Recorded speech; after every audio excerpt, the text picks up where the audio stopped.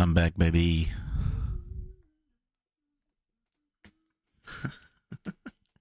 I was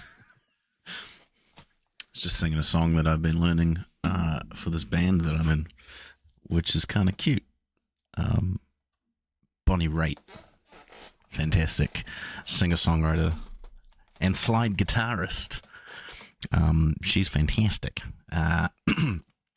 But beside the point, hey, geek, what up, motherfucker? We did it. You're here at the beginning of the whole thing. Glad to have you here. I've officially finished my master's thesis, and so hopefully I can get into doing some more streaming more long term. That's the plan anyway. But I thought today would be a good day to kick it off with some more dumb tweets. As always, I'm actually... Well, actually, no, I'm not allowed to call them tweets anymore. That's right. Sorry, I apologize. They're posts now, as far as I know. Wah, wah.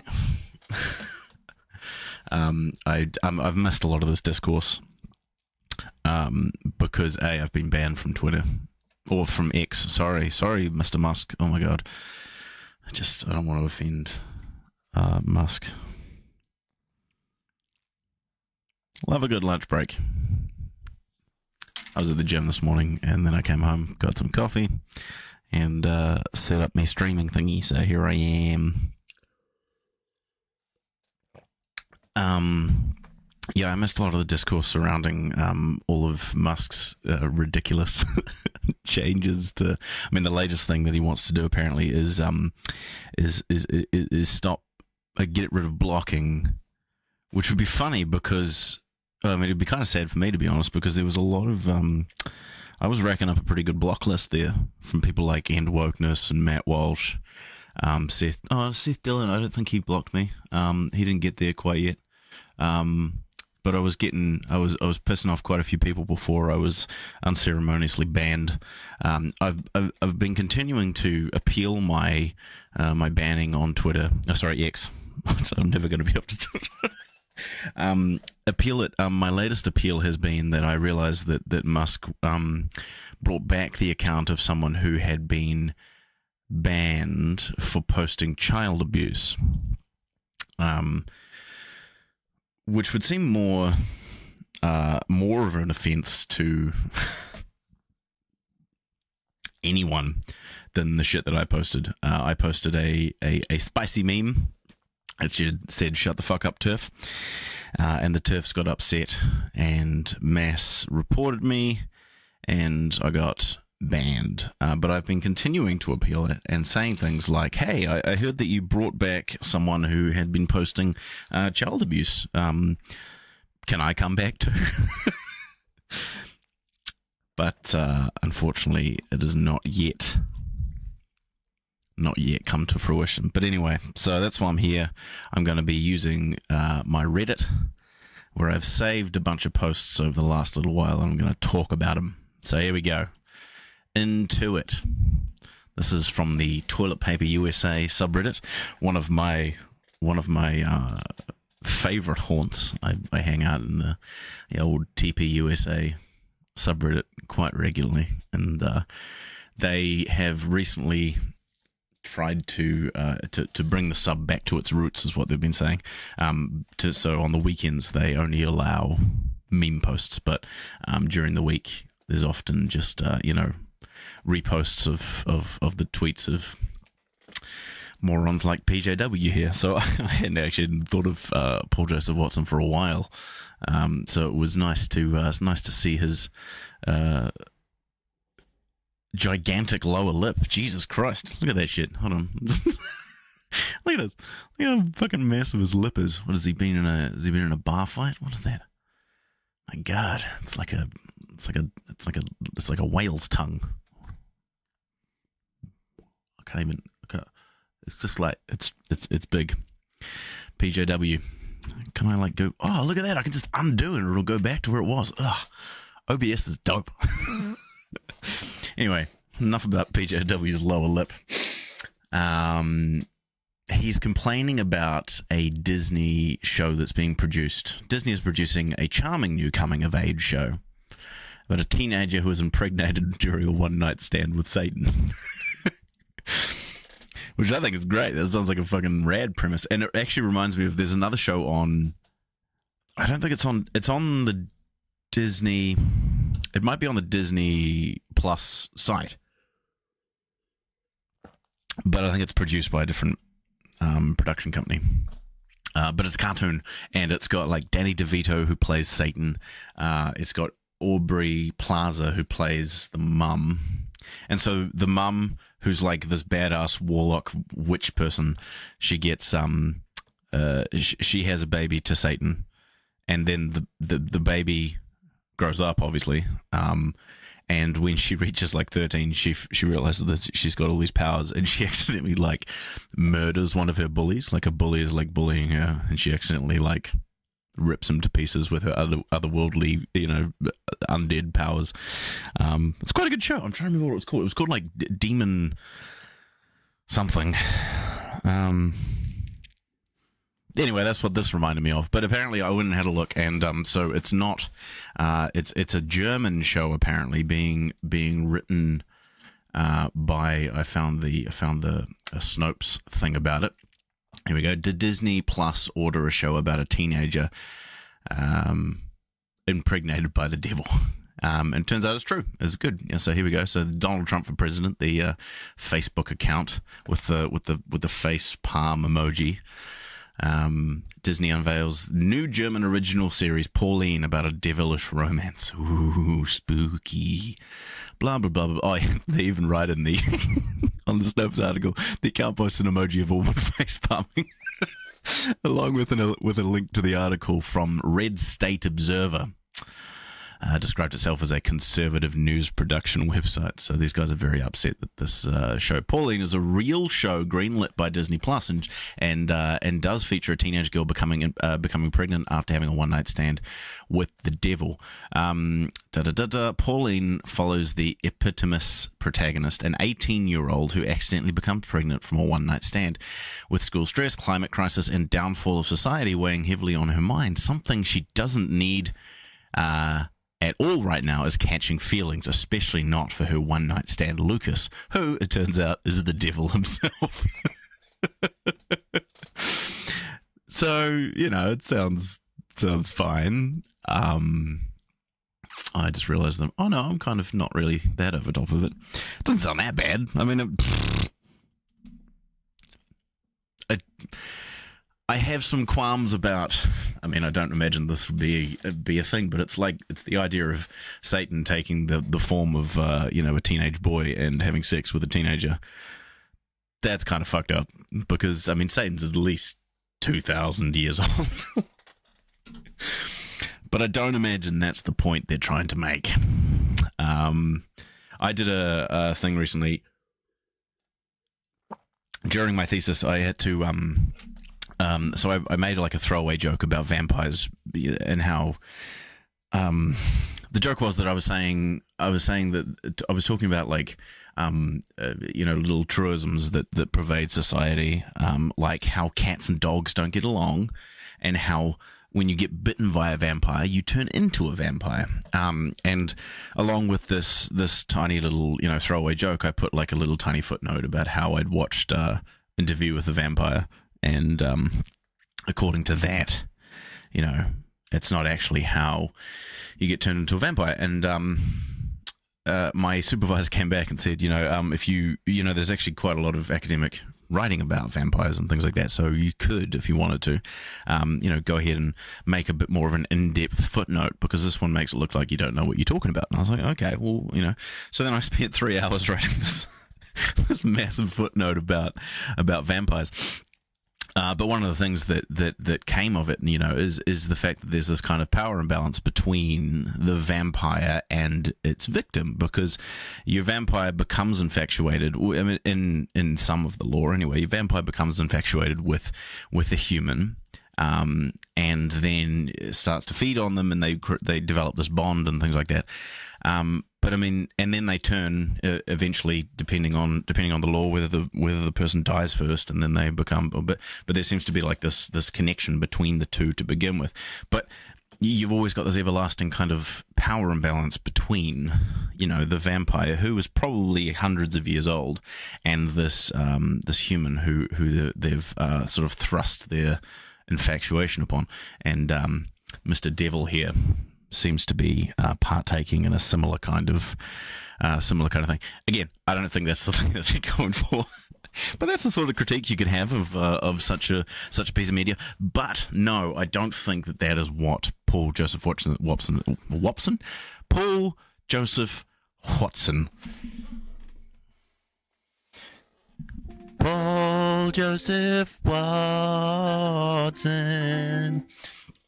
That was my Paul Joseph Watson song.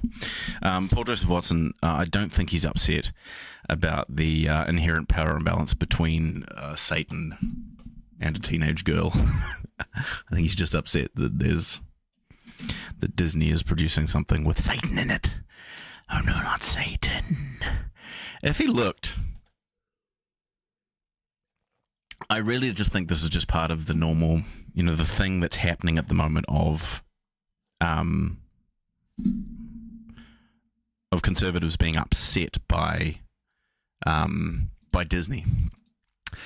They're upset that my thing just decided to be weird. No, it's all right. Okay. They're just upset at Disney. Disney didn't want to bow down to their bullshit. Which, there's plenty of good critiques to have about Disney and the way that they treat their workers and the monopolization of their of media and things like that, and their like their corporate capitalist way. I mean, obviously all of that stuff, but also the way that they portray kind of a leftist perspective to society, and pretend to engage in these woke things while just being another capitalist company. But nah, they're just upset that there's gay people in their films. It's just it's just reactionary nonsense. Anyway, let's go next. That was Mr. Paul Joseph Watson. Let's have a look. What else have we got? Oh no, that's right. I remember this as well. So some people underneath the Paul Joseph Watson thing, they commented that it's not conservatives love it when teenagers get impregnated, and it's true. I talked about this on one of my previous streams, but there was this Republican lawmaker here says he knows someone who got married when they were 12 and they're still married and they're very happy.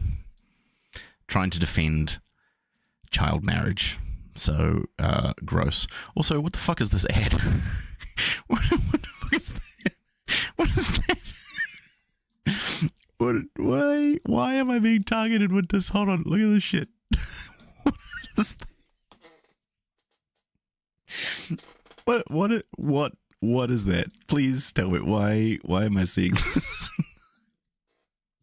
There's also some sort of doll thing here and a doggy raincoat and why am I getting this ad? Some of the ads that I get are so bizarre. I want to know what this is. Why does she have it in her mouth? What purpose does it serve?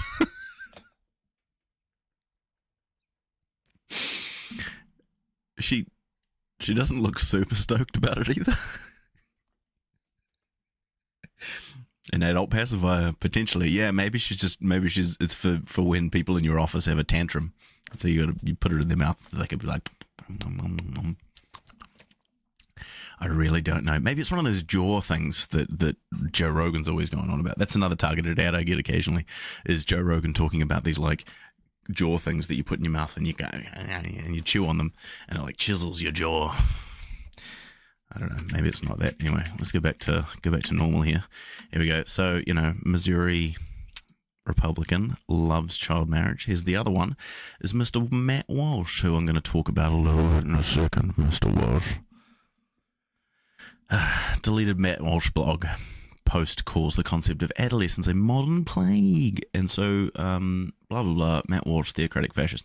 Adolescence is a product of brain chemistry. It's a product of our expectations. If we expect 23-year-olds to act like they're 13, then we will just, then we will get just that. For thousands of years, 13-year-olds were expected to act like they're 23, and those expectations were met.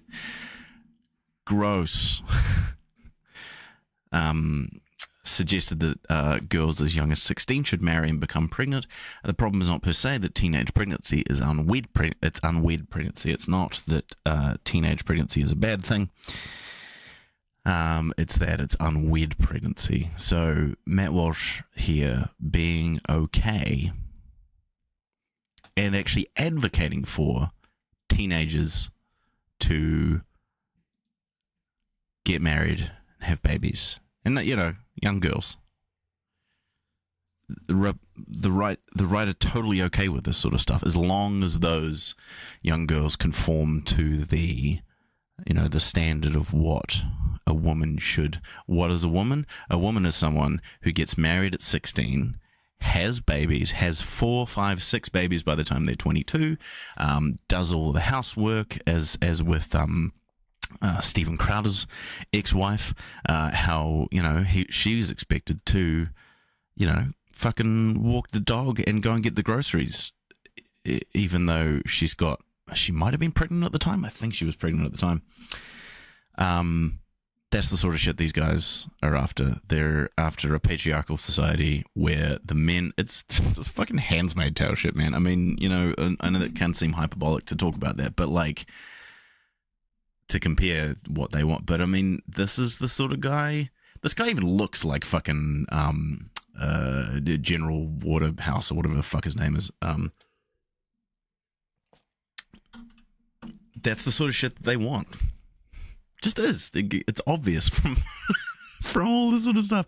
Marry young, have lots of kids, serve the man, be subservient, be demure, don't have opinions, none of that sort of shit. I mean, a little bit later, I'm going to show you about how feminism, Matt Walsh talks about how feminism is a scourge on society. It's coming. Feminism's coming for you.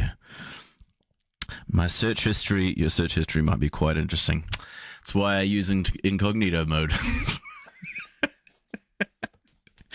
Me out here searching for adult pacifier kink. Google, ChatGPT, could you please show me pictures of I don't know. I don't want to objectify anyone. Dennis Prager. See, this is where, yeah, that's what I'm at. I'm at Dennis Prager and Matt Walsh being big baby boys with pacifiers in their mouths and diapers on their butts. But I want to see if that'll do it. Hold on. ChatGPT. I used ChatGPT a bunch during my thesis. Not to write shit for me, but like to give me, offers for, basically like a thesaurus or like a spell checker or like a punctuation checker and stuff. It's fantastic for that. How do I get to how do I get to the image generator? To access the image generator, create images using neutral, yeah, that thing.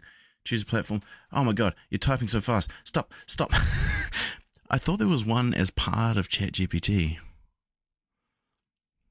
Man, okay, this is, I need to figure out how to do this another time. I haven't actually used the image generator.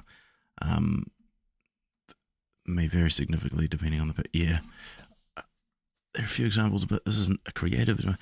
Yeah, okay, that's a fail. But I will do that another time. I need to figure out how to actually do that. I'm part of one of the subreddits for AI generated images, and some of them are kind of fantastic. I enjoy. Anyway, oh yeah, okay. So this is Seth Dillon, owner of the Babylon Bee, that fantastic, hilarious comedy website that's just so good at making jokes. They're so funny. They're the funniest. Like, I can't express I'm literally struggling to express how hilarious, so funny that the Babylon Bee is. Anyway, so Seth Dillon, maybe I should show the actual tweet first. So let's find the first one here. So this is the tweet that where Seth Dillon mocks a 13-year-old rape victim with his hilarious comedy. I'm gonna make people laugh by making fun of rape victims. It's the funniest. It's just one of those topics that's got like endless potential for comedy. Rape victims, Holocaust victims, who else? Obviously like racial stereotypes. That's some fertile ground for comedy. And Babylon Bee is just not afraid to stick it to the woke mob, and put their reputation on the line in the name of comedy. Okay, Seth Dillon. So New York Post here. Mississippi girl 13 gives birth after being raped, unable to get an abortion. There was another thing that I saw. It can't have been the same.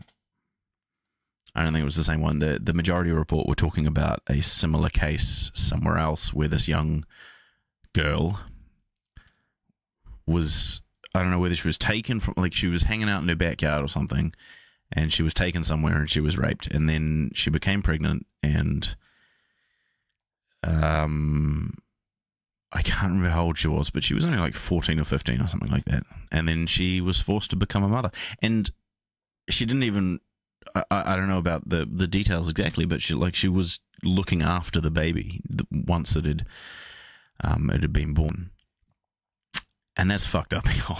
I'm sorry, there's just nothing that. But anti-abortion people, anyone who's against abortion, against women's rights, women's bodily autonomy, against feminism, because this is the sort of thing that feminism tries to advocate to stop by being pro-women's rights. You're okay with this kind of thing. And Matt Walsh has said, it's better that a young woman or a young girl, a 14-year-old or whatever, who gets raped, carries the baby to term, because then there's evidence of the crime. So, your baby will be evidence. Oh, geez, I feel sick even talking about it. Okay, so this awful thing happened, and here we go. Seth Dillon, comedy genius, just perfect. She could always dress him in a should have been aborted onesie so no one ever mistakenly thinks he's wanted.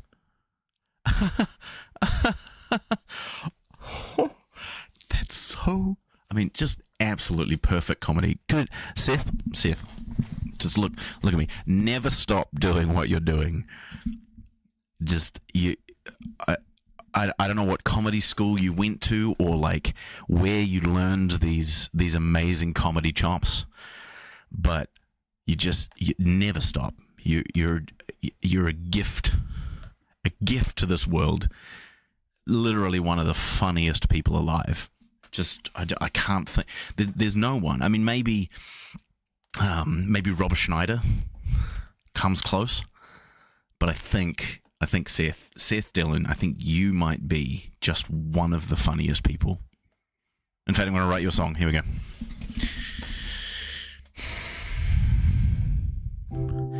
Seth, oh Seth. I was about to sing Danny Boy, but with Seth there, but no, that's not what I wanted to do. Seth, oh Seth, how can you be so funny, Seth? Oh, Seth Dillon, owner of the Babylon Bee. Will you come and be funny with me? I want you to be funny in my bedroom. Thank you.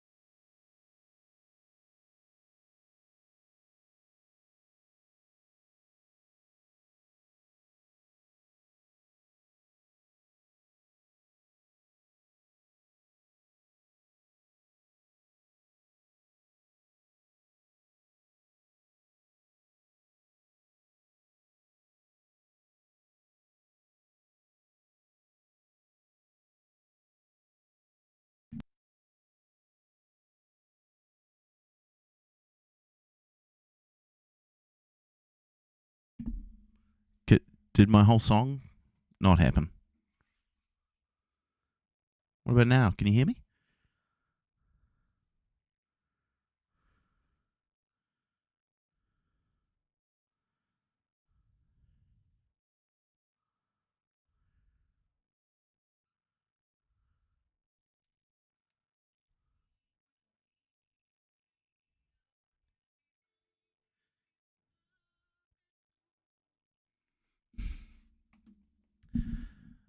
Okay, that's weird. But I'm back now. Sam Cedar on the Majority Report. Rape is tragic, but also is punishing a baby for his father's crimes. Yeah, professional streamer moment. That's what. There's so many different things that could and do go wrong that I'm never sure what. Like, there's a mute button here, which if I accidentally push it, be talking, but now I can. But then something over here could go wrong on the thing, and then the YouTube. There's just so much. Sometimes I'm like, what? Anyway, rape is tragic, but so is punishing the baby for his father's crimes. What about punishing the woman for nothing? You're forcing I say woman, I say a girl, 13-year-old girl. You are punishing a 13-year-old girl for doing nothing. You're forcing her to go through childbirth, which has a higher mortality rate than abortion. So you're putting her life at risk. You are forcing her to carry the child to term, and then to potentially become a mother and look after that child for the rest of her life. For no reason other than your religious book says so. There's no scientific evidence that abortion is anything but a necessary medical procedure that affords women autonomy over their bodies. Women and young girls in this case, which is pretty fucked up. And a fetus isn't a baby. It's not. You're not. It's not a life. It's not a person. It's got no experiences. It's got no anything. It's it's nothing compared, especially compared to the life of a child who you were forcing to have a baby. So you can fuck right off with that, Seth Dillon, and instead come to my bedroom and be funny. Come to my bedroom, Seth, and be funny. Come to my bedroom. Dance for me, monkey man. Dance for me. So Seth had his account. Oh no, here you go. So he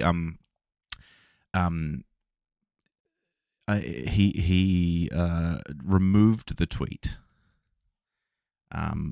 because it was awful, and wrote out another one. I must have struck a nerve, and now they're all too worked up to realize the more they troll me, the more money I make. You're so smart, such a financial and just a genius in general. I think the only person who may be smarter than you, Seth, is Elon Musk. It's hard to say. You've got to weigh up between you two. Seth Dillon out here making the funniest jokes. The funniest. Come to my bedroom, Seth. Making the funniest jokes. Some of the most on point topical comedy anyone could possibly imagine, and just really winning, and then having to delete the tweet because it was awful. No, what am I saying? It was pure. The comedy was too raw for people to understand. He's like on another level. Like everyone else is down here, and Seth's up here, like playing 6D chess with the comedy world. So he deleted it for the sake of humanity, basically, just to, so no one's brains exploded, really. It would have been one of those Mars attacks sort of things, where the inside that, but they wouldn't have the glass helmets on, so rooms would have gotten quite dirty with all the brains everywhere. So Seth was really just doing a service to society here, and so so this person, QAnon Latifah, mock 13-year-old rape victim. Is what Seth did with his top quality comedy. Profit, don't get mad. Definitely not mad. So yeah, Seth is definitely not mad. And then here you can see this tweet is from a suspended account. So from what we can see, Seth Dillon. See, his comedy is it's just even too much for Elon Musk and his Nazi fan base. He just too much. So I think he was pushing the boundary a bit too much there. He really, like I say, he was kind of putting society in danger to some degree because people would be looking at this and their minds, the neurons would be firing, trying to comprehend and understand this next level comedy stuff, and it's kind of like the atomic bomb. It would be setting off a chain reaction inside the brains of these, everybody, and people's heads would be popping off all over. So I think really what's happened here is Elon is doing what he does, which is saving humanity, because that's what Elon's all about. Is he's about helping humanity go to the next level, go to Mars, go into space, get to the next level of humanity. And so I think what Elon was doing here is he recognized that Seth had just he'd maybe just skipped a step. He'd gone just a little bit too much in the comedy game, and that was just a little bit too dangerous for society at this present moment. So really kind of Elon needs to step up his game a little bit and push forward society that much more, so that they can get to the level and understand Seth Dillon's comedy. So I think that's probably what's happened here. That Seth Dillon, owner of the Babylon Bee, has happened to him. So he's kind of in the same boat as me. I mean, I posted a meme. See, now it's making more sense. The meme that I posted was maybe too high a level of comedy for people's brains to comprehend, and so maybe Elon Musk again is just he noticed me. He thought, man, this person, their comedy, it's too much for the brains of the masses. So we need to just take a step back for it. So maybe he'll let me back on in a little while once people's brains have evolved to a sufficient level to be able to withstand the girth of my comedy chops. Oh God. All right, what's next? Oh, that's right. My Twitter handle for as I was getting banned was Ollie London is a racist. Because I was getting on to Ollie London's getting on his back for a bit there, making sure that he knew what was up. Anyway, here we go. Tucker Carlson recently ousted from Fox News. I don't actually know why. I can't remember what the official story was, and I can't remember what the speculation around it was. I mean, pretty funny either way that Tucker Carlson, Tucker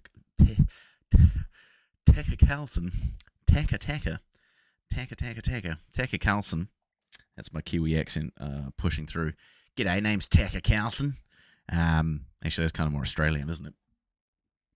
G'day, my name's Tucker Carlson. No, see, a Kiwi accent, the U would be more of a so it'd be Tucker Carlson. G'day, my name's Tucker Carlson. Welcome to Fox News. Today we're going to be talking about how immigrants are ruining everybody's lives. So stick around, and I'm going to affirm your biases. Tucker Carlson over here was ousted from Fox News, and he released a biography which bombed with just 3,000 copies sold. That's hilarious. And here, Mehdi Hasan, who's fantastic, by the way. I love Mehdi Hasan. I guess those of us who warned that a la Bill O'Reilly and Megyn Kelly Carlson wouldn't have the same kind of clout or appeal without his Fox primetime propaganda platform are starting to look a little vindictive. So people were saying, the only reason Tucker is popular is because he's got this primetime slot on Fox News, and that he wouldn't have the reach. He wouldn't be able to get his ideas out, and be as popular and sustained as he would be with this primetime slot on Fox News, which is one of the highest rated cable shows of at the moment. So he's left Fox News. He released his biography, and it only sold 3,000 copies. Now that's very funny. I thought that was very funny. But also, I was reading recently. I started reading this book by Michael Knowles called, I want to say, Speechless, only because I saw someone talking about it and about I can't remember why. I saw someone talking about it, and I was like, I need to look at this book and see how awful it is. And so I started reading this book, and my God, it's the most brain dead nonsense you've ever heard in your life. So I wanted to read it and sort of do a breakdown of it at some point. One of those like, I read it so you don't have to kind of things. But one of the things that sticks out to me in this book, and I think it happens a lot in conservative media and stuff, is they always harp on about, they're always talking about being a bestseller or a chart topper. Tim Pool's always going on about how he's number one in the Apple charts with his fucking amazing music, which is so bad. I mean, okay, if you're a popular person to begin with and you release a piece of media or something, obviously a lot of people are going to buy it. People just buy your stuff. So you being popular and selling your thing and getting a lot of people to buy it really says nothing. All it says is that you've got a lot of dedicated followers. It doesn't say anything about the quality of your work, right? Michael Knowles and Candace Owens and Charlie Kirk and Ben Shapiro all are best-selling authors. They have all sold a lot of books, but they also have millions and millions of followers on their respective, media and social media accounts. And a lot of those people are just going to buy whatever you put out. Doesn't mean that it's a good thing. It doesn't mean that it's, value judgment aside, it doesn't mean that it's, it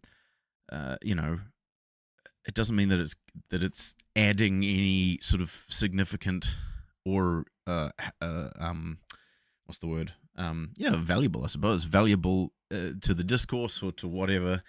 It could just be, a propaganda bias affirming piece of nonsense, which is generally what these people put out, and also just making them some more money from whatever. That's one side of it, and so when Tim Pool puts out his songs on Apple, obviously there are going to be a lot of people in his audience who go, yeah, man, fucking gotta get me that Tim Pool music. Love me some Tim Pool music. That doesn't, people who, I hate to say like good artists and bad artists. My, aesthetic judgment in art and stuff is fraught and can be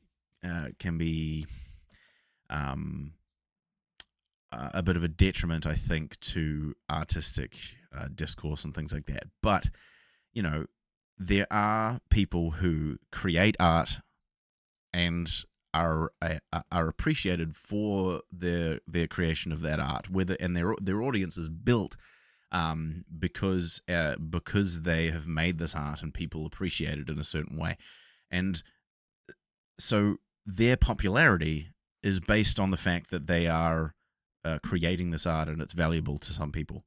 When you build an audience off being a political streamer or whatever, or in Tim's case, being a fucking propagandist hack and telling people on the right, what they want to hear, but also, giving right-wing views a little bit more credibility by making them sound a little bit more centrist. That's what Tim does. If you create that large audience and then use that clout to create, to sell the art that you're making, that doesn't say anything about the art that you've made. It just says that the people who already think you're good for what, or look up to you or whatever, have bought the thing that you've sold. It doesn't really say anything about the value of the art itself, which is a big old topic. But what I'm saying is, when a band like, I don't know, the Beatles, sells they're obviously not making music anymore, but they became popular because people enjoyed their music, and they sold lots of music because people enjoyed listening to their music, and they bought more music because they enjoyed the music. Am I still good? I'm never sure whether these things are continuing on. Still here.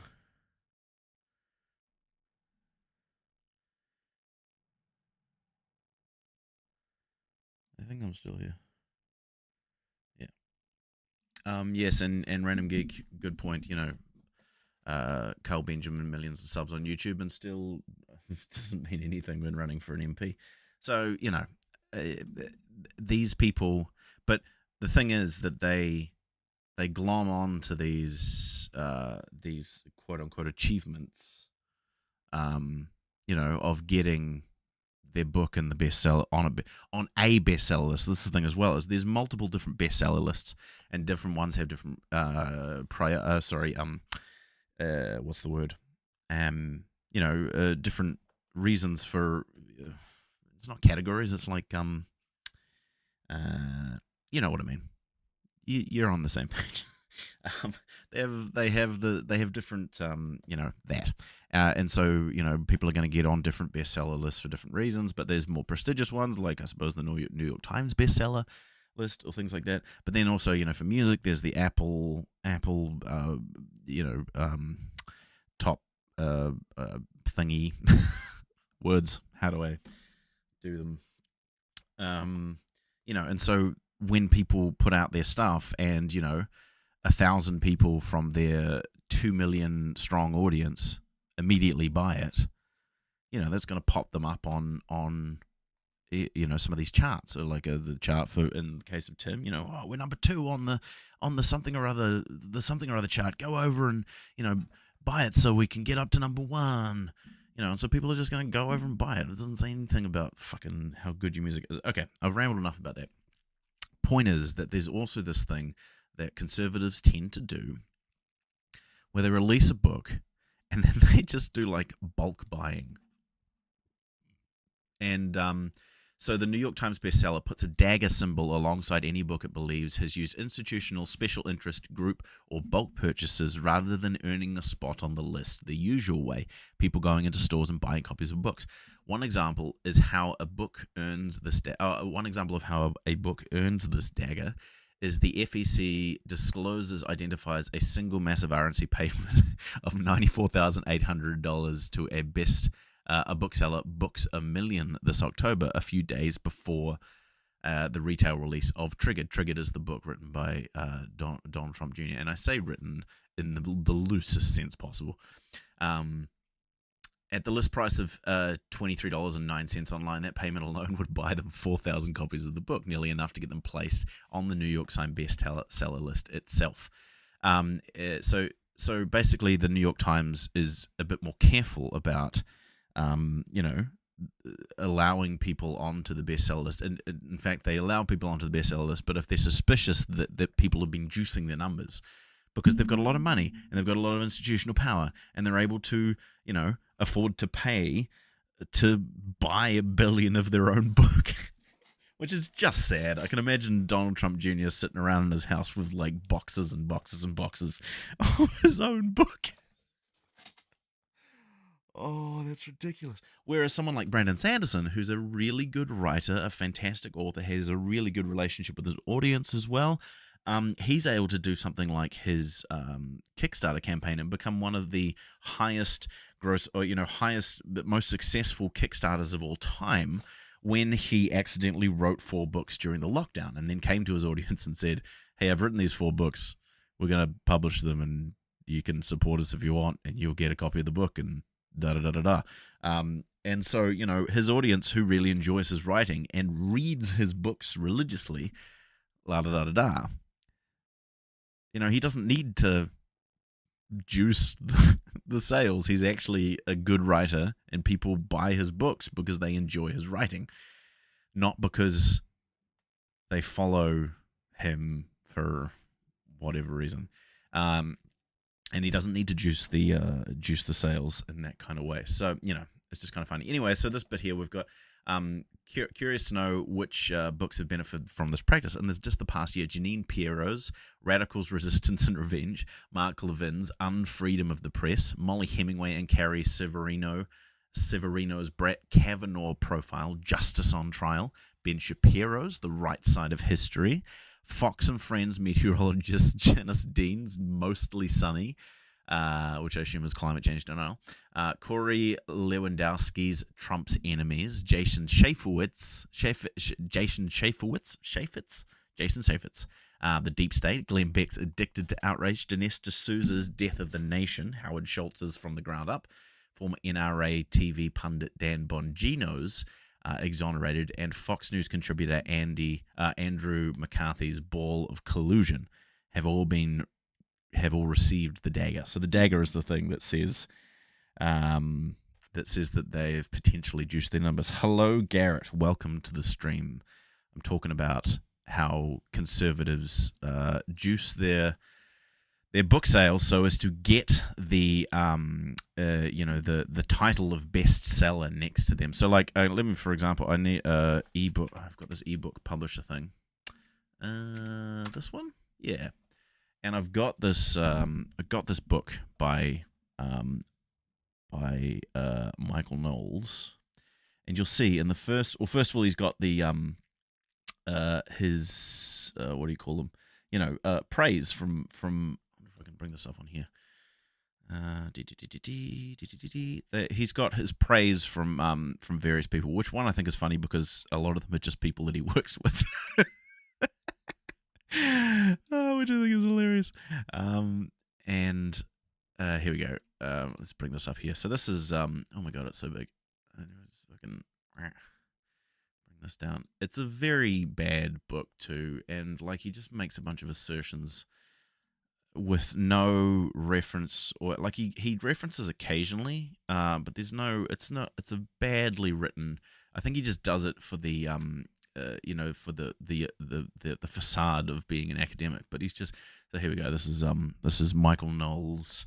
Speechless, the author of the satirical bestseller Reasons to Vote for Democrats. So he's already saying on the front page that he's a bestseller. But here we go. The first person is Candace Owens, best-selling author.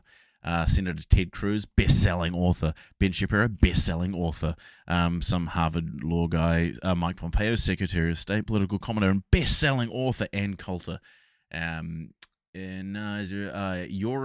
Hazony, best-selling author. Dan Bongino, best-selling author. As we just saw before, Dan Bongino was not a best-selling author. He probably paid to have his books bought for him. Pete Hegseth, best-selling author and Fox News host.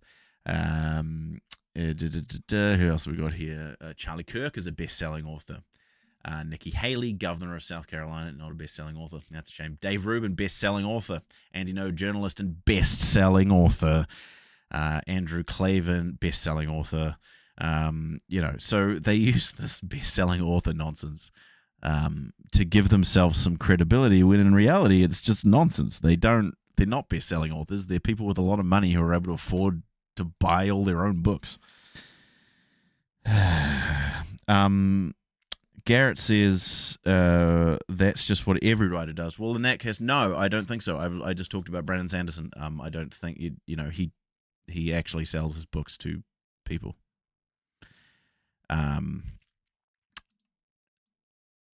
And like I say, I think they just do it for clout. They don't actually. They're not. Donald Trump Jr. isn't a writer. He's a fucking. He's a what do you call it? What's that word?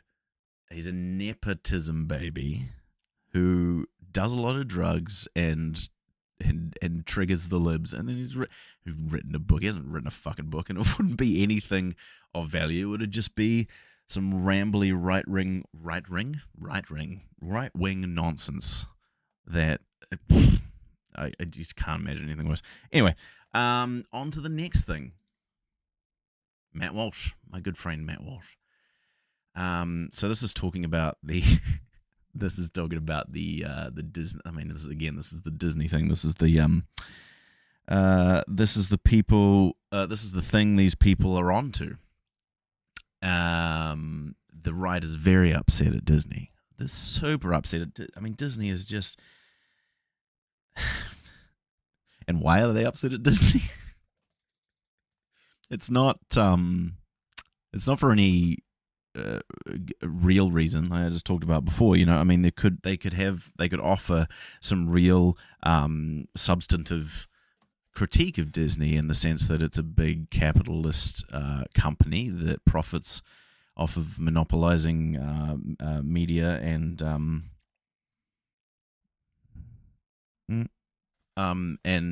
creativity and things like that. How it treats its workers, all these kinds of things. There's a lot of reasons to criticize Disney, but no. Matt Walsh has the only good criticism of Disney. The only thing that we need to be upset about. It's not just political correctness. This is another thing that Michael Knowles talks about. His whole premise is is about political correctness and how political correctness is bad. Political correctness is just another buzzword like wokeness or whatever, virtue signaling. It's a right-wing buzzword that has no real meaning and just kind of is so flexible that it can be used by the right to attack as a pejorative, just to attack anyone they disagree with. So it's not just here we go. So it's not just political correctness, a phrase that has no meaning, that prompts Hollywood to make white characters non-white. Snow White is now brown because the filmmakers view the character's whiteness as a flaw to be fixed. It's anti-white racism and should be called as such. And here's Mr. Musk. True. So true, Matt Walsh. So true. You're just spitting facts. Anti-white racism. What a load of fucking bollocks. See, the problem is here that these people don't understand racism on a systemic level. I hesitate to say that they don't understand, but Matt is so dumb, so I imagine that he doesn't understand it, but also he doesn't want to understand it, so he doesn't even stop to think or try and understand what a leftist critique of race and class and gender and all those kind of things are. And when it comes to something like anti-white racism to these people is a white person not being cast in a movie, or there being brown people or people of color in movies at all, or there being a diverse representation of ethnicities or races or whatever you want to call it. Those are kind of different things, and we can get into that. But within classrooms or within hiring, it's the it's the affirmative action thing where taking action to counter years and years and years of systemic injustice. That to them is anti-white racism. So this with a system built upon white ideals that prop up and afford white straight cis men an advantage in life because the system is created that way. The system is created that way to afford those people those benefits. Taking any action to dismantle those systems or to oppose the injustice inherent in that system, so as to afford people who aren't straight, cis, white, whatever, opportunities. That's anti-white racism to these people. It's the whole loss of privilege feels like oppression. So Matt Walsh here, Matt White here, he, as a white, straight, cisgender Christian man, has benefited from a society in which those identities, those aspects of one's identity, afford you a certain amount of privilege. He's continued to. He's a spectacularly untalented person, and yet he's one of the most popular right-wing people, pundits or whatever, on the internet, and has a lot of money, and continues to benefit from that stuff, even though he's a very, very untalented person. Also a racist, also a misogynist, also a transphobe, just a Nazi in general. But he has benefited from this. And so when people come along and try to offer a slightly different, not just the same old white people thing, that feels like oppression to Matt Walsh. So here we have Hollywood making Snow White brown. Matt Whitey there, that was a slip of the tongue, but what do we got here? So Snow White, I saw the majority report talked about this a little bit, and I don't care. Like, it's one of those things that I don't care what someone is portrayed as like this. The excuses that they give of like, in the book she was written as she had skin as white as snow.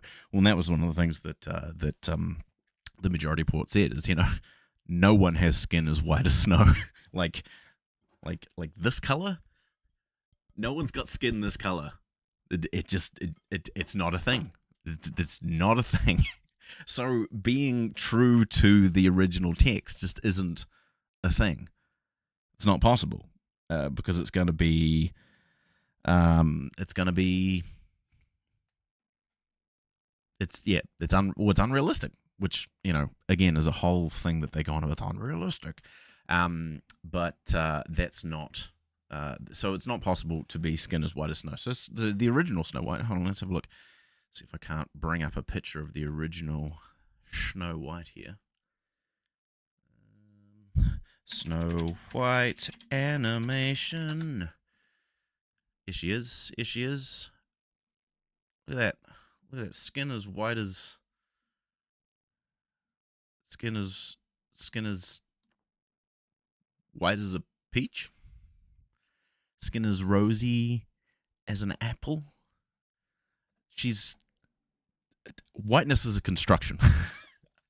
This is kind of what I'm getting at. Whiteness is a construction by a white supremacist society who continues, like, the definition of whiteness changes all the time. For the longest time, Irish people and Jewish people were not considered white because they were deviant and queer and different from the white Christian society, the foundation of which was founded on these white supremacist ideals.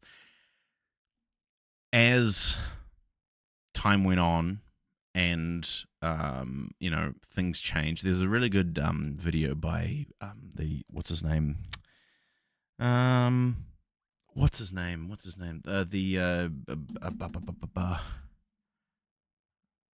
or other studios.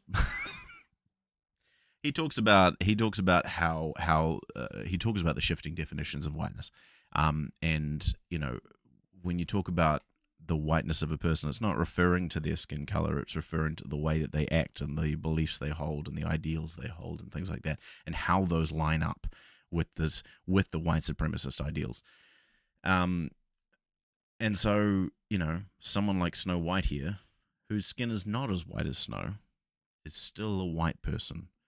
Oh, and that was that's the other thing is how whiteness is polluted by the addition of it's the miscegenation thing of where Barack Obama can be half white and half black, but only considered a black man, not a white man. There's a whole bunch of that nonsense. And anyway, so you've got Matt Walsh here being upset about Snow White. And so who's the new Snow White? Let's have a look. Snow White. Who is this Garrett guy? He's obviously very upset at what I've been saying. I'm sorry that I think I got lost. When did white supremacy come in? White supremacy came in when they slaved people. America was built on white supremacy. 2024. Here we go. I mean, wow, that's oh man, this reminds me of see, in that picture there, in that particular picture there, the Snow White skin looks a lot whiter. This reminds me of, I saw this picture recently of Candace Owens. And she was on she was being advertised for some reason or other by right-wing people, but they'd like lightened her skin. It was bizarre, and then someone had juxtaposed it next to another picture of her, and it's just kind of this is kind of what this reminds me of, is how this Snow White here is. Obviously, her skin has been whitened a lot more, or maybe there's a part in the movie where it looks a lot like that. But I mean, that doesn't look natural.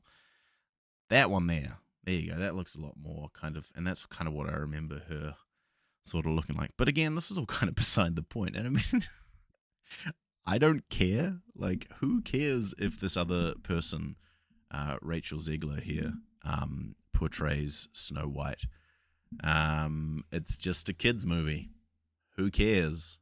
It's not. You're not going. The white race isn't going to. There was another thing where Walsh was talking about how it's like genociding white people. How white people are going out of fashion, or there's not going to be enough white people anymore, or something like some real Nazi nonsense.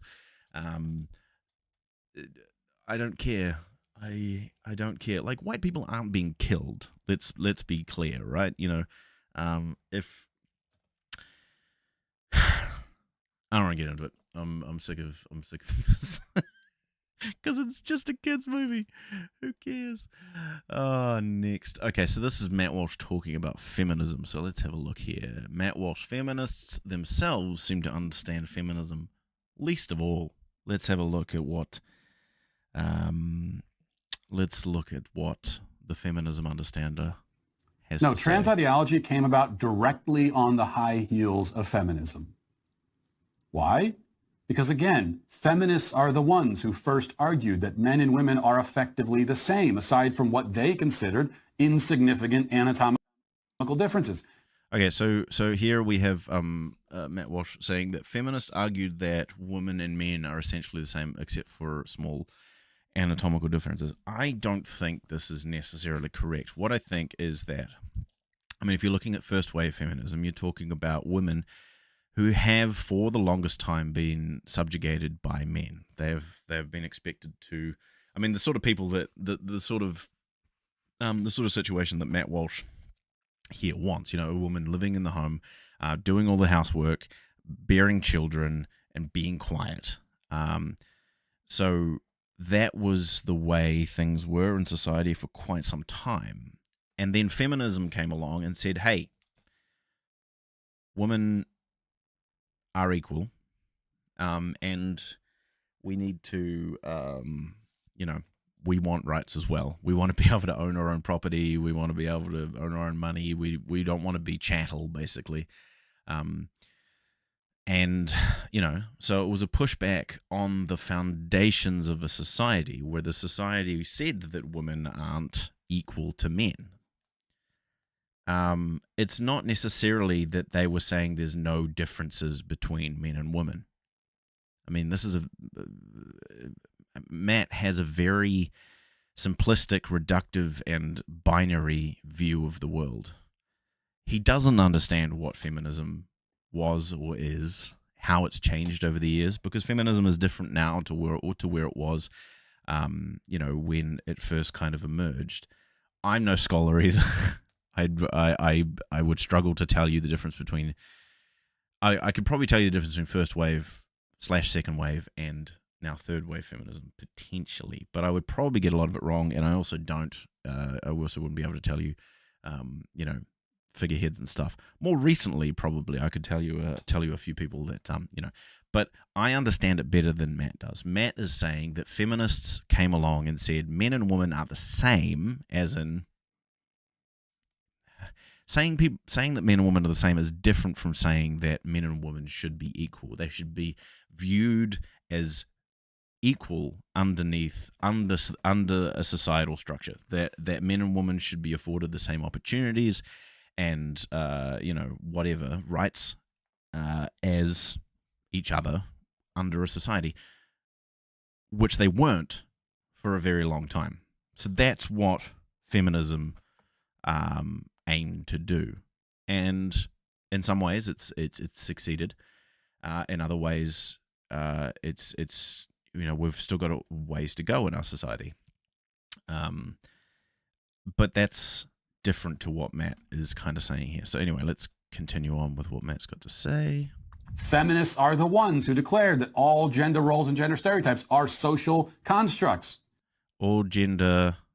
Hold on, what did he say? Feminists are the ones... All gender roles and gender stereotypes are... Yeah.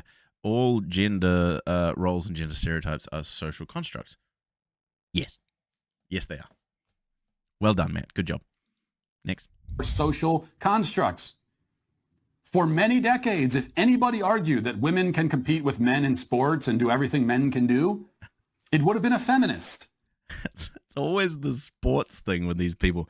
Feminists, the top priority for feminists, and even now, I'd say, is not whether women can compete in sports with men. My God, it's just they go to the most ridiculous places. As I said before, the priority for feminists was getting it so that women were viewed equally under society with men, were given the same opportunities, the same rights, the same da-da-da-da-da. It wasn't to try and get it so that women could compete in sports with men. That being said, I have read some stuff. Now, I'd have to actually look into this, but I know that this is the case, is that, women and men had competed in sports previously in a bunch of different places. Things like ice skating or stuff, things that potentially wouldn't be viewed as, like proper sports because they're not like, they're not manly. It's not like weightlifting or, things that require like raw strength. But, there are sports that their value doesn't come from that. And the ability to do those things, or to excel in those places comes from different places besides brute strength, which only seems to be the thing that these people think about when it comes to men competing in sports with women. But anyway, there have been sports in a bunch of different places where it was co-ed, where men and women competed against each other, and then the women won. And then the next year, it was segregated. Now, I can't remember. I seem to, maybe it was like, I can't remember exactly. There was one recently I saw, it was a chess game, and a woman had beaten, actually, I think it was a trans person. A trans person, potentially, let me see, hold on. A trans person beat, a trans woman beat a trans woman, trans person chess win. A trans woman banned from World Chess events. World Chess events while review takes place. Oh my god, it's ridiculous. The world's top chess federation has ruled that a transgender woman cannot compete in its official events for females until a review of the situation is made official. Decisions by draw criticism from attitude groups, and of course they have. Received recognition requests from players who identify as transgender that participation of transgender women who depend on an analysis of individual cases.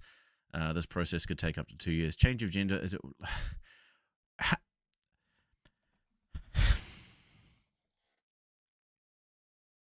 How does your gender or your sex make you better at chess? I've seen it's like with like skating or surfing or whatever, How? I mean, this is even a more ridiculous example. I've seen like quiz games or something where transgender people have won, and the cis people are like, the trans are taking away women's. How does being trans make you better at chess? How does being a man how does being a woman make you better at chess? It doesn't make any sense. It doesn't make any fucking sense. Okay, so the cis are not okay. So here we go. Where are we? Matt, talking about feminism, talking about women and men's sports, which, you just can't do it because men are fragile. Fragile men. Anyway, feminism, here we go. Now that argument primarily comes from trans activists, and you want to pretend that they aren't saying exactly what your club has been saying for like a century? It's absurd. I think he's upset. I don't know who he's upset at. He's often butted heads with other like high profile TERFs, trans exclusionary radical feminists, who pretend to be feminists but aren't, and they exclude trans people from the movement. Just as a reminder, if you're not pro-trans, then you're not a feminist. Fuck you, go away. So I think he's potentially upset that a trans exclusionary feminist, has come along and criticized him, and he's saying that to pretend, and so maybe a TERF has gotten upset that trans people are allowed in certain sports, and he is saying that that has been a feminist tenet since the beginning. So he's saying that you've always wanted this. He's trying to do a leopards at your face moment kind of thing. You hitched your cart to this horse, which was making men and women equal. So now that men, read trans women, are competing in women's sports, now you're upset. Well, that's what you get for joining onto the leopards at your face party. It's so twisted and convoluted. So like, Matt, hold on, So he doesn't understand, like, I already explained how he doesn't understand what men and women being equal means. And he's then gone on to talk about women in sports and trans people in sports, and how, you know,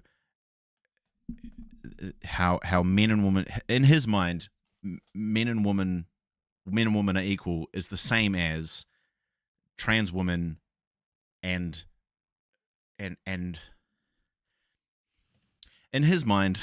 See, it's so fucking difficult, because what they believe makes no sense and does not comport with reality. It's very hard, but I'm trying my best here to understand Matt's position, but it's so fucking dumb. So, in Matt's mind, men and women are equal, as feminists have fought for under society. He thinks that means that there is no difference between men and women. So if you have a man and you have a woman, they'll both be the same. And that's what feminists have said or advocated for. And that means that if a man who is a trans person who is in Matt's mind a man, they are equal and the same as any woman. And that's what feminists have been fighting for the longest time. So it's their fault and their problem that, if trans people are in sports. My God. It's absolute nonsense. Like, when you think about it like this, it's got these so many layers of fucking nonsense. What is a woman? Someone who the right wing doesn't like, wants to subjugate, and probably will never have sex with. That's what a woman is. There we go. Right, next. Helen, you say that I understand that a man is a male person and a woman is a female person, but that I think, quote, a whole bunch of other things follow from that. Yes, you're exactly right. I think that being a man means something, and it means more than just anatomy. And being a woman means something, and it means more. Okay, so Matt says that he thinks that being a man means more than just anatomy. So he thinks that it's more than biological. So that there are societal things that, he talks about how they're, so maybe that it's a social construct. Maybe. Just real quick, someone in the chat says something about XX, which I believe is a reference to chromosomes. The reference to chromosomes is nonsense. It doesn't comport with any way that we interact with people in reality. When you meet someone, you don't know what their chromosomes. I don't know what my chromosomes are. No one knows what their chromosomes are. I mean, some people probably maybe do. But when you meet someone for the first time and you start to interact with them and they say, "Hi, my name's such and such," and you're like, "Hey, how are you doing?" and blah, blah, blah. You don't know what their chromosomes are. So it doesn't factor into your assessment of what their gender is. It's irrelevant. Next. Let's keep on going, man. More than just anatomy. See, what you don't understand is that your rejection of this principle, your claim that a whole bunch of things don't follow from being a man or a woman, that being a man or a woman has essentially no significance aside from differences in sex organs, means that you and your ideology are... Hold on. Wait. Let's go back. Of things don't follow from being a man or a woman, something that means more than just anatomy. See, what you don't understand is that your rejection of this principle, your claim that a whole bunch of things don't follow from being a man or a woman, that being a man or a woman has essentially no significance aside from differences in sex organs, means that you and your ideology are to blame for... That's what you believe, Matt. Like, I mean, I know that, Matt, you right now are saying that you think that more things follow on from the just more than the biology, but your whole thing is that it's just biology, that the only thing that matters is whether you've got a dick or a vag between your legs, or that you've got these chromosomes or whatever. That's the whole thing that you always go on about. That's the whole thing. That's the whole gotcha, what is a woman nonsense. This is the, we can't, good penis. We've got penis, sorry. Penis, no woman penis, sorry. Can't have it. No.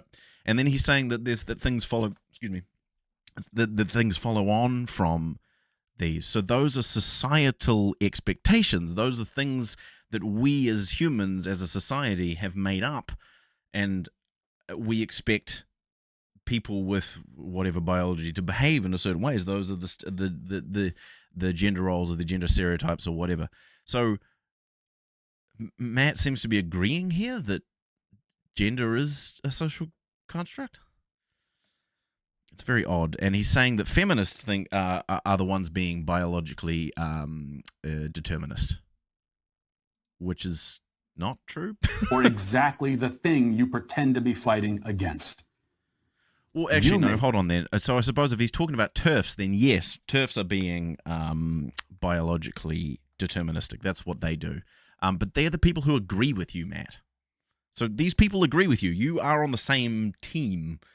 You're saying that, no, see, you're on the same team as these feminists. When I say feminists, I mean TERFs. I mean transphobes. Because you're both fighting against trans people. Did this. You did it. You did it. But it's no surprise that such a murderous and evil ideology refuses to be honest with the world. Feminism has brought about destruction, misery, confusion. I say, murderous and evil ideology. Feminism, the murderous and evil ideology. I would say that Matt's right-wing theocratic fascism has brought about more murder and death than feminism. And I know he's referring to abortion. Of course he is, because he thinks that abortion is murder, and that's because he's a fucking idiot. But and destruction, I think he's talking about the destruction of the nuclear family and the traditional society traditions, and where women were subjugated within the home and men were off high on coke and having sex with their secretary. That's the way society should be. I would not be surprised if Matt was a fucking cheater. If he, it was just as bad. For something to come out like what has happened with Steven Crowder, I mean, it's these guys always turn out to be abusive fucking assholes. I would feel sorry for his wife. I definitely feel sorry for his kids, but I would feel sorry for his wife if I didn't know that she was also an awful human being. She is very much an enabler of this kind of stuff. So, anyway, I've had enough of that nonsense. Matt's talking, and he's like, Matt doesn't understand what feminism is. Oh, this one's a good one. So here we go. Matt Walsh talking about, I believe Wayne Brady came out and said that he is pansexual, something that I also identify as, pansexual person. Right here. So let's see what Matt has to say about pansexuality. Stop being indecisive. That's what pansexual really is. Aside from made up, it's a lack of commitment. And the thing is, other people. Okay, hold on. It's indecisive. It's made up, and it's a lack of commitment. Now that's nonsense. It's just really funny listening to these people who have no fucking idea what they're talking about. Pansexuality is not being indecisive. It's literally just being attracted to more than one gender. It's not indecisive. So if I enjoy steaks and chicken and potatoes and pizza and burgers, chicken burgers, as well as hamburgers, I enjoy all these things. I don't just want to eat steak every day. Does that mean I'm indecisive? Does it mean I'm indecisive? Nah. Hey, Naz, how many colors are there? I hate that you're named Naz, because Naz is great. You fucking suck. It's not indecisive to be attracted to a lot of different kinds of people. Fucking is it no, don't even worry. Next. Okay, let's keep going. I think, and this will be controversial, but other people have a right to know. Okay, other people have a right to know if they are potential objects of your sexual fantasies. Okay, other people have a right to know. So yeah, the title of this is Matt is Scared. Which is funny because it's literally just him being upset because he doesn't know, like, if there's a pansexual person, whether they'll be attracted to him or not. You have a right to know. if you're the target of someone else's sexual fantasies. Matt, you will never be the target of anyone's sexual fantasies. You fucking weirdo bearded creepo who thinks that 13-year-old girls should be having babies. You will never be. I doubt that your wife even thinks that, even has sexual fantasies about you. She probably just, she grins and bears it so that she can fulfill your male, have as many children as possible fucking nonsense. Being pansexual, just like being heterosexual or any of the thingies, does not mean that you're having sexual fantasies about everybody you see. I mean, Matt's telling on himself here. This is the thing: is he's probably, he as a red-blooded heterosexual male, he's having sexual fantasies about all these women, probably young women, probably who's that Nazi prick? Nick Fuentes. How he talks about how he wants to get himself a young one.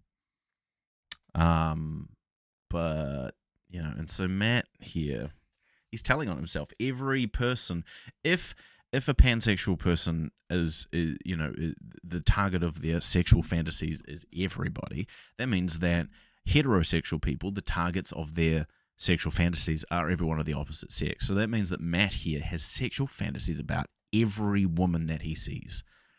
That's what he's saying here. He's telling on himself. He's got no impulse control, and he's an absolute creep. And so that's why it's not fair to walk around and say, I'm attracted to anyone at all. No one's safe. If there's like a group of people sitting in a room with Wayne Brady, and so it's a diverse group, and you've got like a overweight 65-year-old man, and then you got a young woman and whatever. Everyone's sitting around, and they're all thinking, he could be attracted to any one of us right now. Any one of us. He could be any of us. It's scary. Is Wayne Brady gonna have to choke a bitch?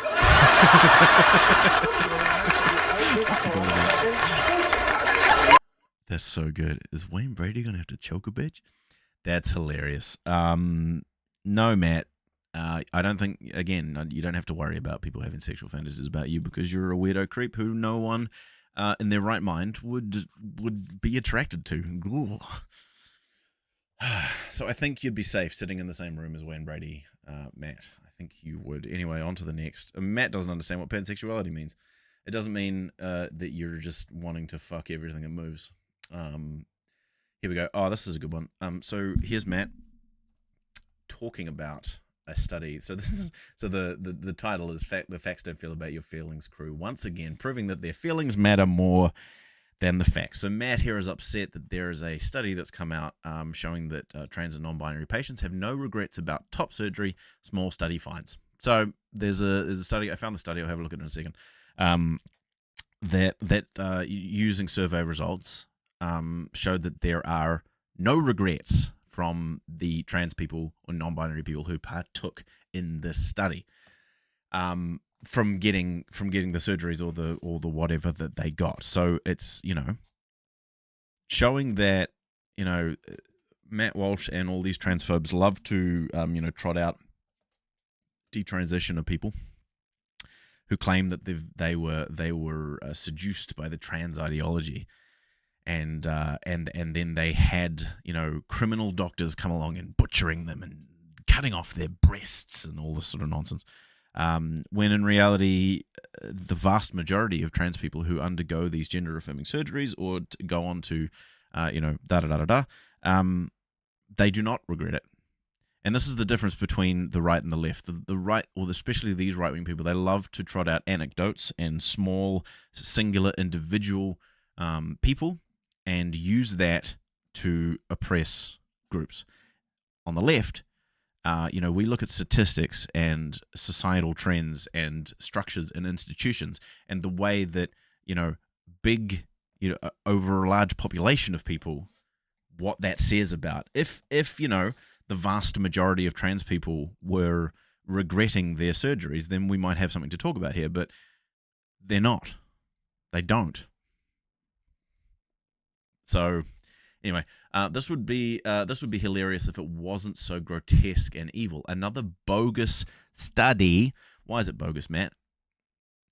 Matt has admitted that he struggled in high school, that he wasn't a good student, that he got bad grades, da-da-da-da-da-da. So Matt is a very untalented and stupid person, doesn't have any degrees, doesn't have any qualifications, is not a scientist, is not a psychologist, is not any of these things. He's just a right-wing bigot with opinions. And a big audience. And he is claiming that this study is bogus. Why? It's bogus because it goes against your ideology and your bigotry and against your feelings. But there's no other reason. So this one claiming that 0 patients regret chopping their breasts off. How could they possibly arrive at this conclusion? Well, let's do what the media never does and actually read the study. Oh, so it looks like Matt actually went through and looked at it. Well, if you look at the CNN article, which I will do now, it looks like they did actually read it because I went and I read the study as well. Against gender affirming care, blah, blah, blah, blah. Not every person who gets gender affirming care will have surgery. This is true. Those who do usually have as one. Oh, this is right. Sorry, I just remembered just now. Also, Matt Walsh, the person who goes against all these gender affirming surgeries and da-da-da-da-da, he went on Joe Rogan and claimed that millions of children were getting gender affirming care. Millions, and the number was more like thousands. He was off by a factor of 4 or 5. He doesn't know what he's talking about. He's upset about stuff that he doesn't know what he's talking about. So, Matt talking about reading the studies and stuff, he just does. He doesn't have any idea. Here we go. The study published Wednesday in the journal JAMA Surgery shows that people who had gender-affirming mastectomies, sometimes called top surgeries, had extremely low rates of decisional regret and extremely high levels of satisfaction with their decision to have the procedure. The results were overwhelmingly positive compared to other medical and non-medical decisions, the study said. Not every person who gets gender-affirming care will have surgery. Those who do have it as one of the later steps of their medical transition. So, it's not you discover that you're trans, you rush into the hospital and they immediately chop your boobs off. That's not what happens. You might go on puberty blockers. You might go on puberty blockers when you're younger. Go through social transitions, start wearing, clothes from a different gender, or, there's all these kinds of different steps along the way that you take in conjunction with, communicating with your doctor and your parents and all those sorts of things, to start to affirm your gender in a certain way. And as that kind of happens, you go along, and then, after several years probably of social transition and puberty blockers and things like that, and you've come to live in your gender, that more comports with your, reality. Once that happens, you can get to a certain point, and then you may want to undergo these surgeries, and that's what these people have done. And they, I think, so here it says when the survey was conducted last year, the participants were between 2 and 23.6 years past their surgeries. That's not the point I was trying to make. I was trying to talk about different thing. Beside the point, I misspoke. But so there's a long path that you have to take before you immediately chop off your boobs. But in the case of this particular study, there was 0 regret. Here we go. So the study researchers surveyed 235 people who had gender-affirming mastectomies at the University of Michigan. When the study was conducted last year, the participants were between 2 and so the past surgeries between, they'd had the surgery somewhere between 2 and 23 years ago. The survey captures the overall quality of life post-procedure, but rather than being specifically designed for trans participants who had the surgery, the survey was one that is often used in oncology to assess how someone feels about their treatment or screening. It can also be used in non-clinical settings to determine how someone feels about particular medical procedure. Of the participants, 139, nearly 60%, answered the survey accurately and returned it to the researchers. Their median satisfaction with decision scale score was 5 on a 5-point scale, indicating the highest possible level of satisfaction, and the median decision regret score was 0, 0. Hi, Jamie. Welcome to the party. It's good to have you here. There's a little bit of there's some robust discussion going on in the chat, so it's good to see that going on. Thanks for partaking, fam. In the meantime, the median decision regret scale score was 0 on a 100-point scale, meaning not a single patient regretted the choice of their surgery. So that means from these 139 trans people who had these medical procedures done, none of them regret it. And I mean, maybe it's a bit of a small sample size, maybe.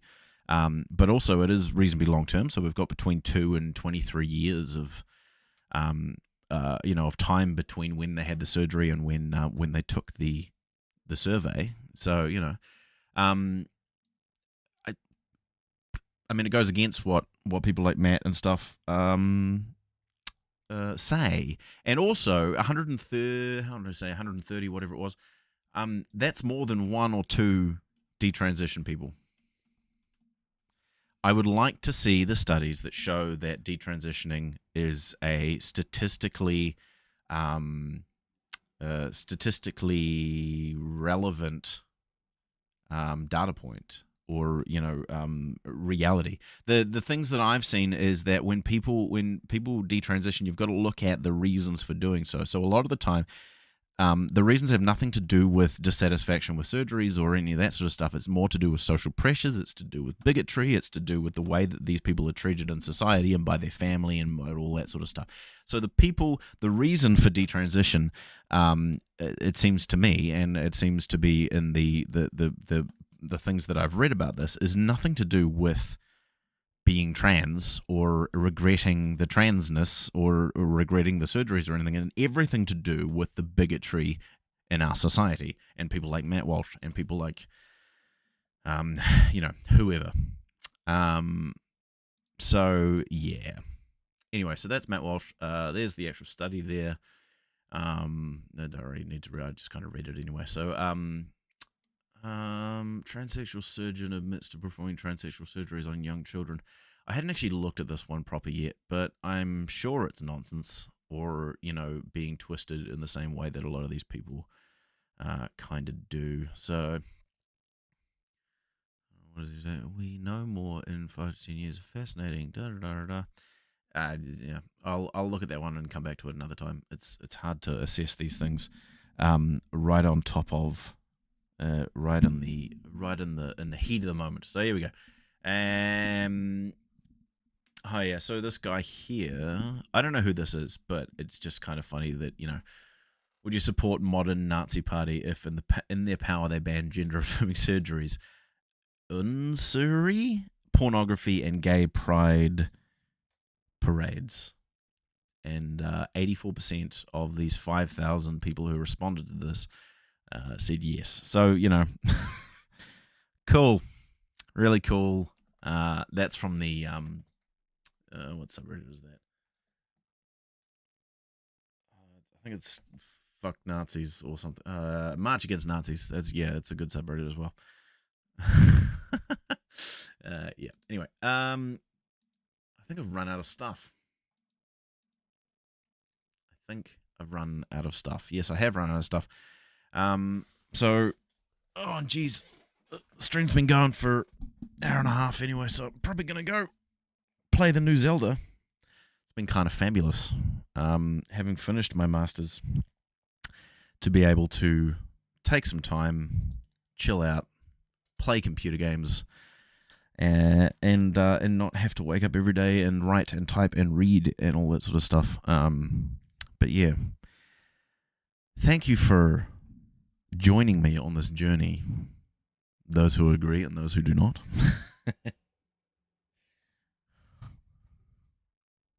This was getting fun. Well, I'm happy to discuss something else if you want me to. I probably will go soon, but if you want, I can talk about a few more things. Question me. Go. Hit me. I'm waiting. You gonna play with Raru's cool hand? Yes, I am gonna play with Raru's cool hand. It's real dope. I really like it. I enjoy what do I enjoy doing? I kept like going to the islands in the sky that apparently you're not supposed to get to without like the help of people.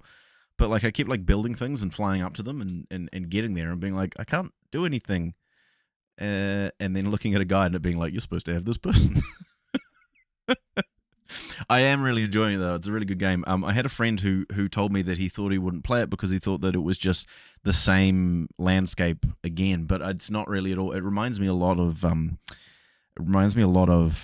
Cataclysm in World of Warcraft. How like they had this, it's the same landmass, but like it had really been over what do you call it?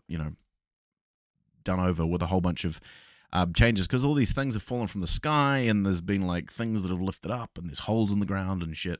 And so I do have some recognition of some of the places, but there's also quite a bit of change in the map, which is kind of cool. But I just really enjoy it. I enjoy the running around and exploring and the finding the new abilities and using the abilities to create interesting ways to get around the place and to go to things. Excuse me. There's always like little puzzles and stuff that you'll find. Like there's these guys hanging around who have these signs that they hold up. They have these signs that they're holding up that they've been told to hold, and you need to like, and they're not going to leave it until they can like, secure it properly.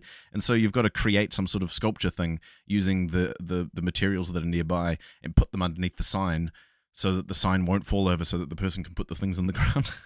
It's so dumb. I love it. What do we have next here? Play.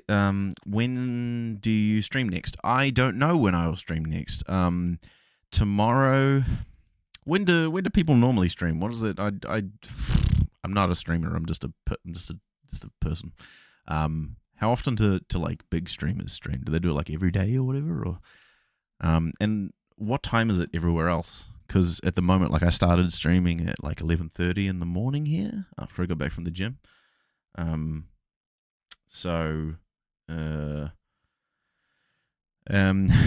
when I can at the moment. What do we got here? What else have we got? Stream next. Nice to see you allow discussions. Yeah, of course. I'm always for the discussion. Always. It's kind of the only thing that I'd found kind of difficult was like I saw stuff in the chat.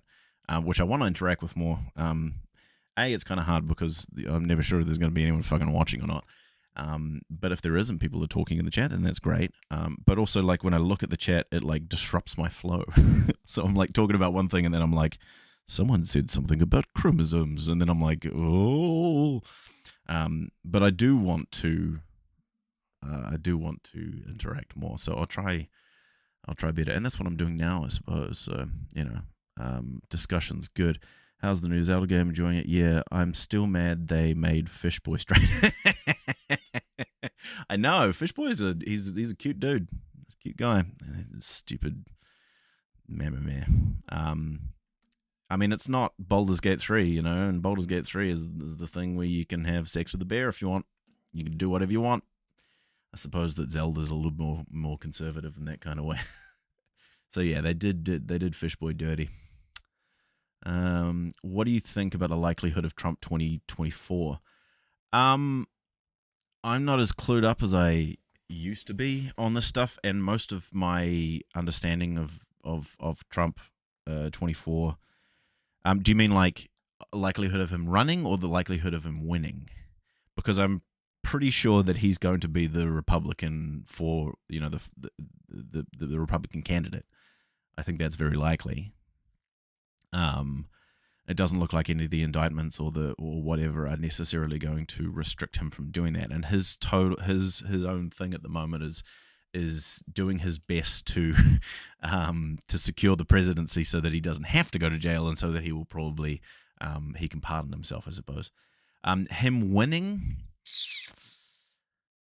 Yeah, I think Jamie's right. I think I don't know that he has the same popularity that he did in 2016, or like I don't know. There was a lot of weird stuff that happened in 2016 where you had all these people who were wanting a change and to get away from an establishment candidate like Hillary Clinton, who wouldn't have normally voted Republican, who did.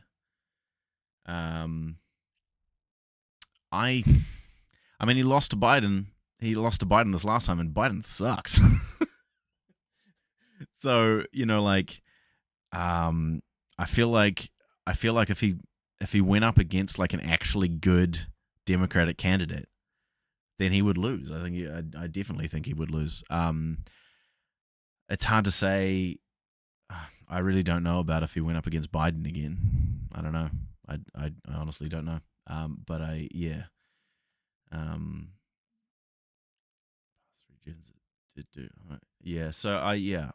not 100% sure.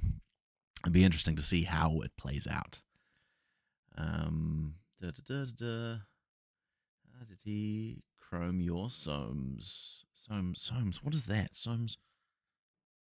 Soames. I feel like that's from something, and sometimes you hear a word and it like dings in the back of your head, and you're like, that's a thing. That's reminding me of something. Took on a bear and in a fight, right? Yes, exactly. In a fight. In a fight? Yeah, totally. It was definitely. I found it very funny. I was watching an IGN thing about, or like a GameSpot thing about, things you can do in Baldur's Gate, and it was one of those lists, and it was saying, you can pretty much approach everything in any possible way that you like, pretty much. And they gave the example of how they skipped an entire boss fight by just having a drinking contest with the boss, and the boss got so drunk that it exploded. Which I think is so good. It's so good. Yeah. So, basically, to the point, him when he's unpopular, yep. Blindingly indicted over what the past 3 gens of DID do. But if you watch a lot of conservative, you can understand why you've been misled about this. Yeah. I mean, the idea that Biden has been horrendous, I think Biden's just been a normal ass centrist dude. He hasn't done anything particularly progressive that I can think of.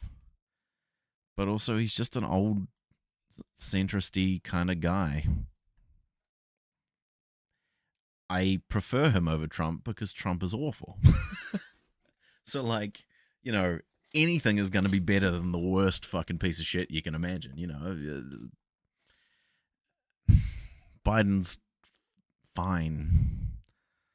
It just sucks that he's just a centrist, normal white old guy. Nothing. He's not gonna, and he doesn't get anything that done particularly. Chrome.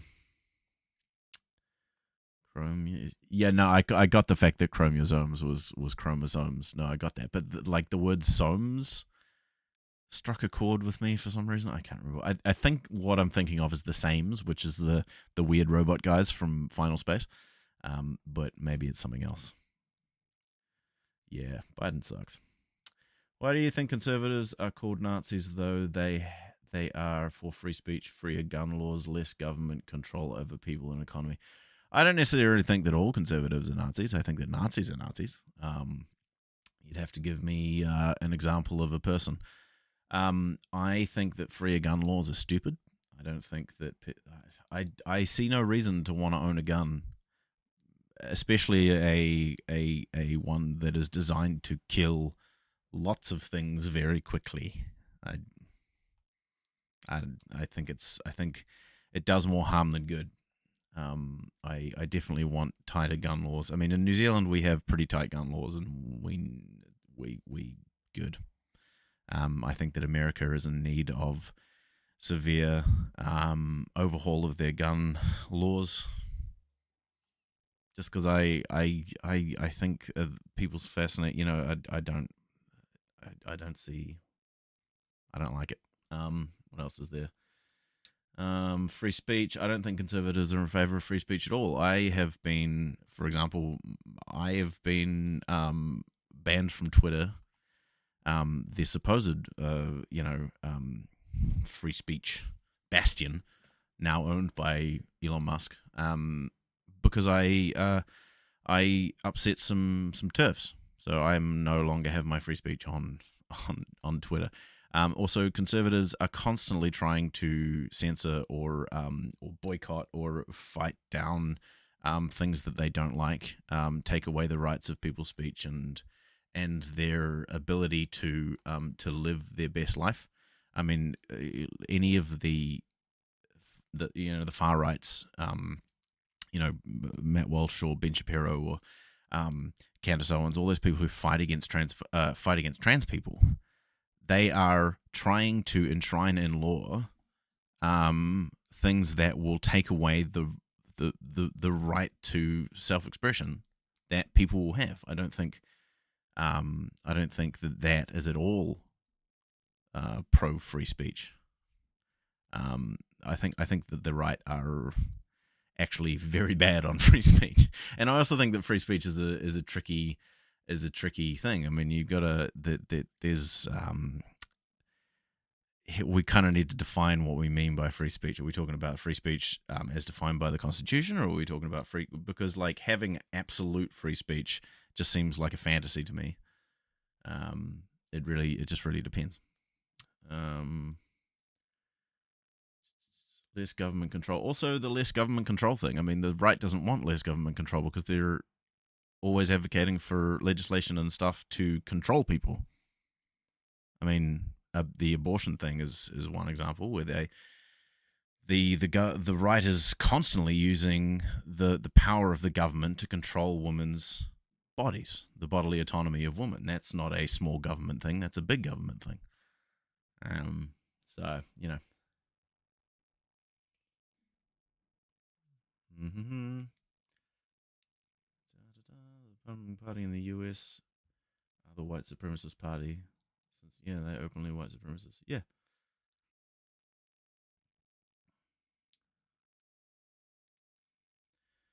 Telling other people what they can and can't own isn't freedom. Okay, so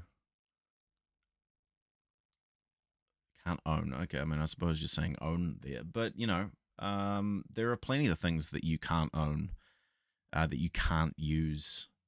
Like, I mean, there's the whole light bulb example. There are certain regulations within the country. Do you think there should be no regulations that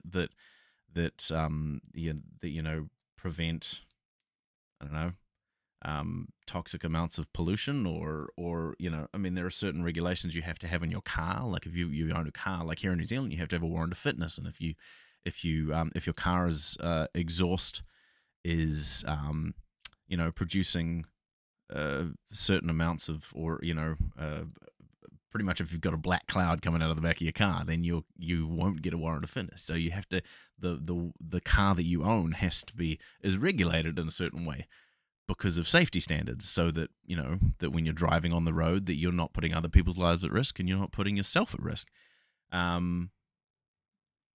So in that sense, the government's like, do you agree that we should have those kinds of regulations? I think that similar things should be put in place with guns. Cars are not designed to kill people. Guns are, and just having free reign on people owning guns, I think it's ridiculous. I think it's just unnecessary and unnecessarily puts a lot of people in danger. It's creating an environment and a society in which you've got machines designed to murder things just wherever, and so someone else's right to own a gun. What about my right to go to a place and not have to worry about being murdered?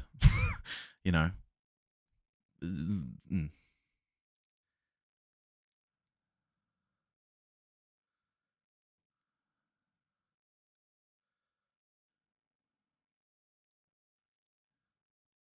Yeah, I've seen a lot of things recently of right-wing people trying to talk about the benefits of slavery for the slaves. I think it's pretty fucked up, yo.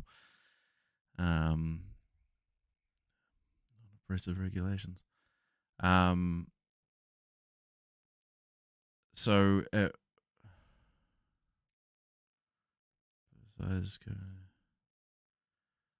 yeah, how many guns should trans people and their advocates own? I think is, that was something that happened quite a lot on Twitter when I was on there. Is it's like when there was a trans person that went on a killing spree, and murdered a bunch of people, which obviously not a good thing, but that was oh my god, straight white men had been doing it for the longest time, murdering people with weapons, and with thoughts and prayers.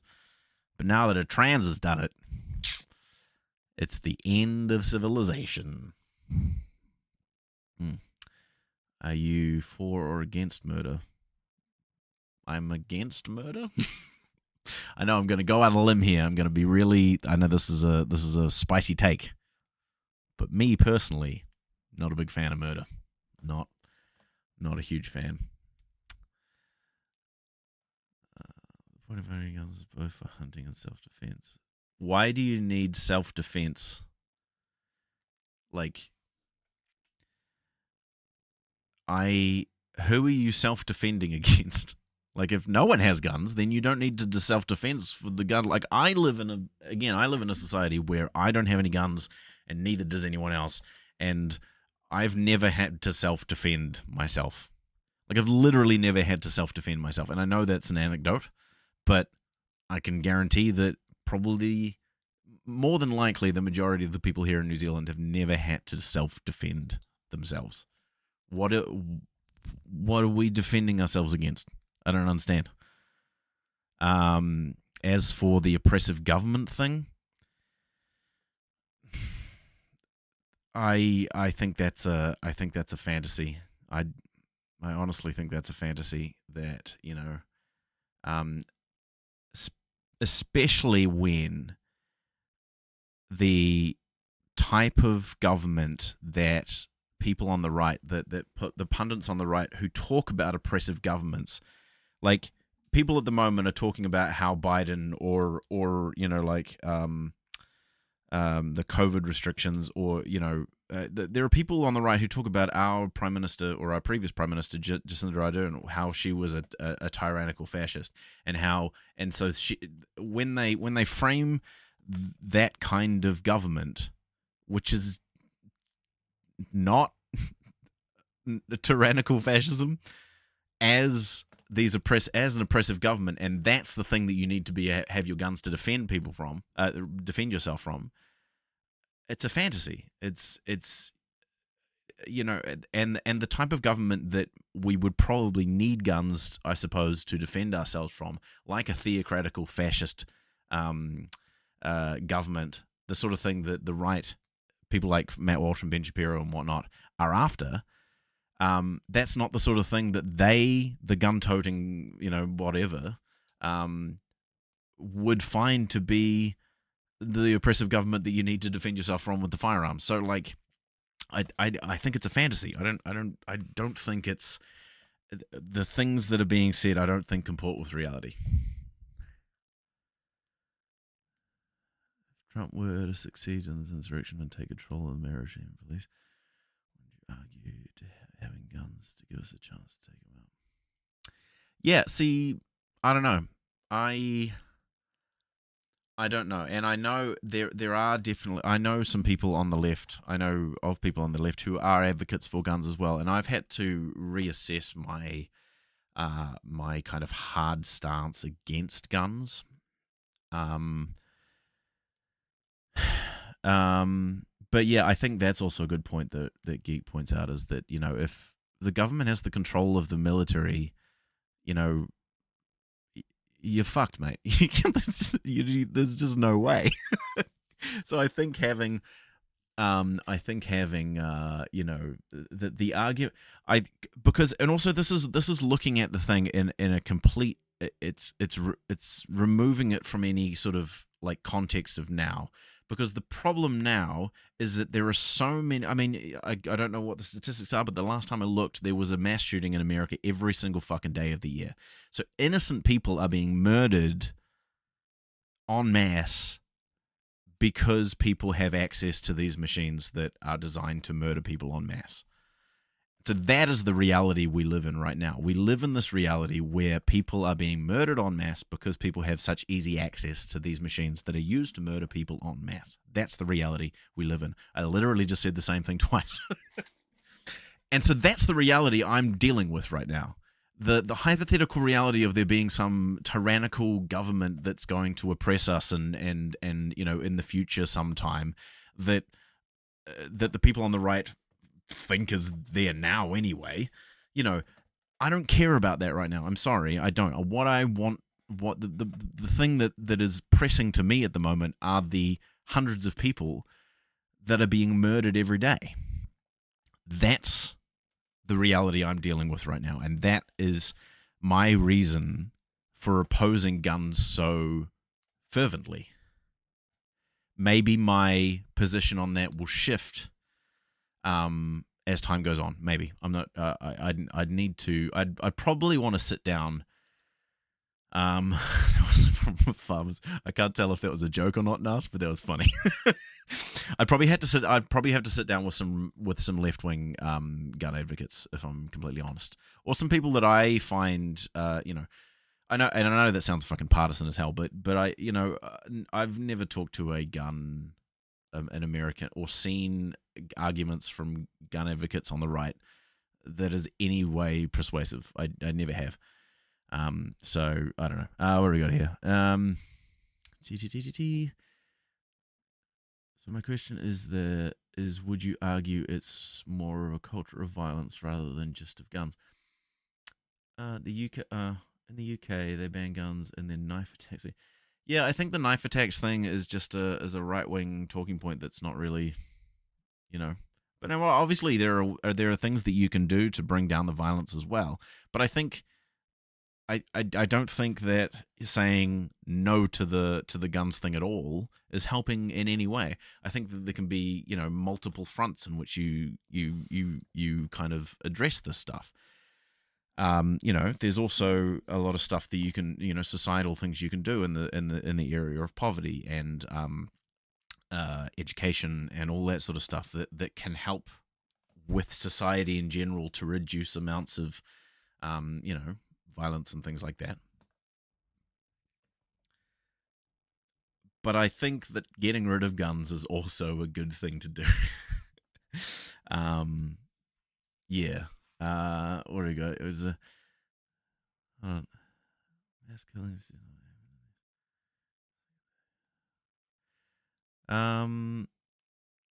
Mass. That's a good point. Let's look that up.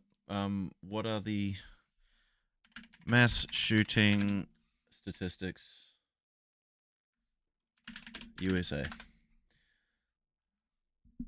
Okay, what's the data? Let's have a look at Pew, I suppose. This is from 2023. How many people die from gun-related injuries in the US each year? 2021, the most recent year for which complete data is available, 48,830 people died from gun-related injuries in the US, according to the CDC. This figure includes gun murders and gun suicides, along with the three less common types of gun-related deaths tracked by the CDC: those that were accidental, those that involved law enforcement, and those circumstances that could not be determined. This total excludes deaths in which gunshot injuries played a contributing but not principal role. Okay. Suicides and murder. So suicides are the most. Suicides account for more than half the US gun deaths, so that sucks. And murder is quite a lot as well.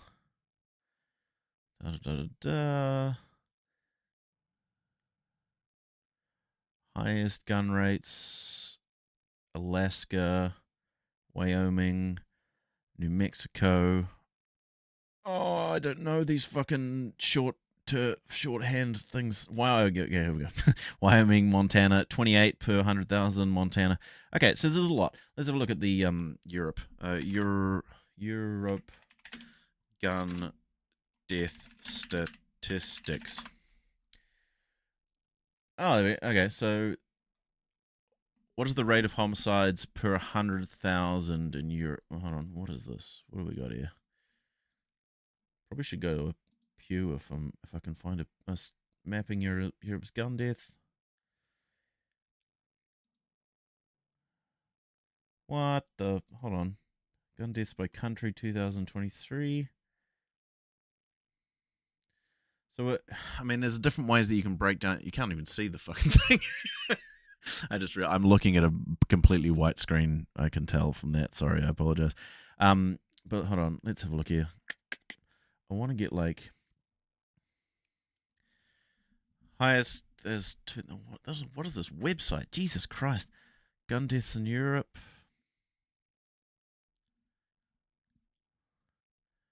Per capita. Hold on. Per capita.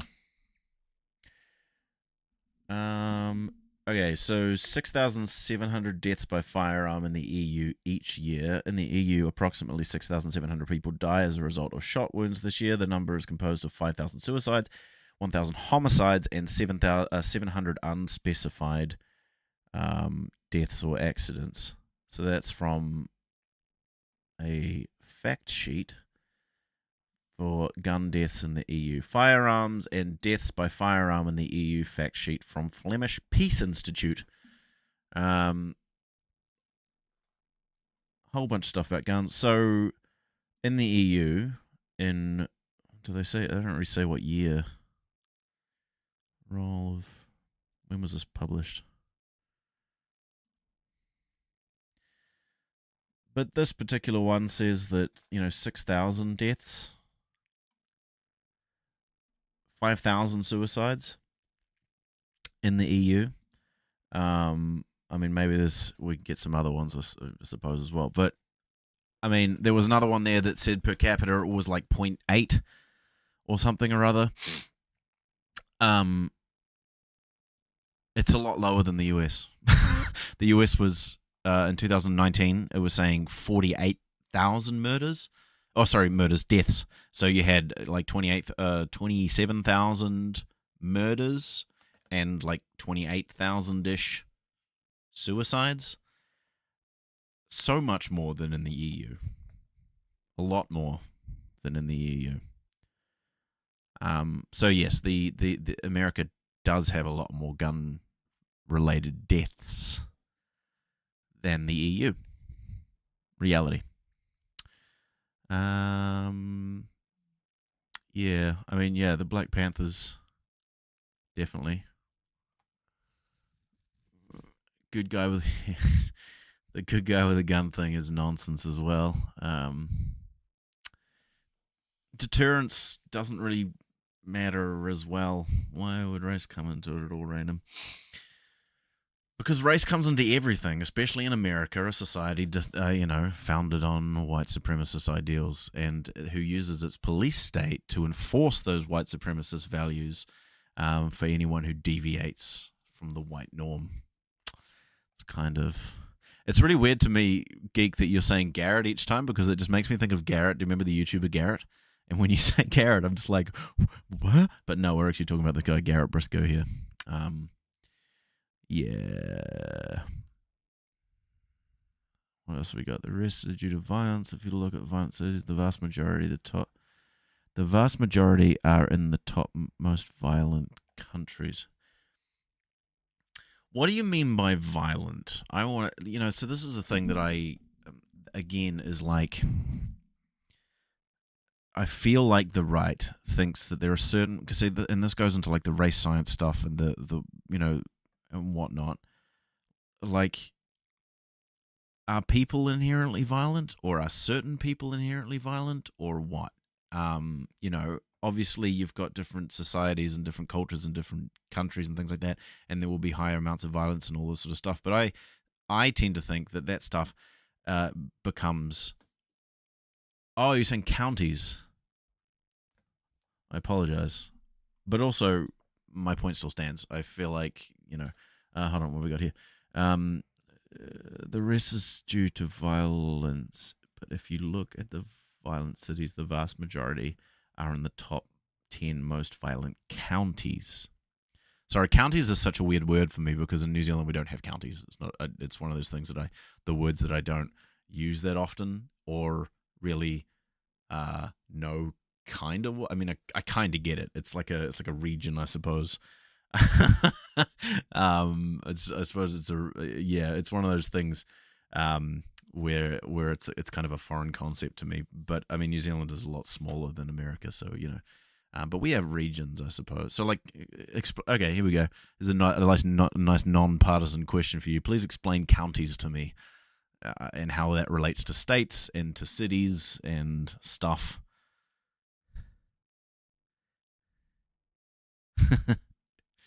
I'm glad as well, Nas. It also feels weird calling you Nas because if this was the real Nas, I'd be confused. Counties. I could just Google it. What is a county?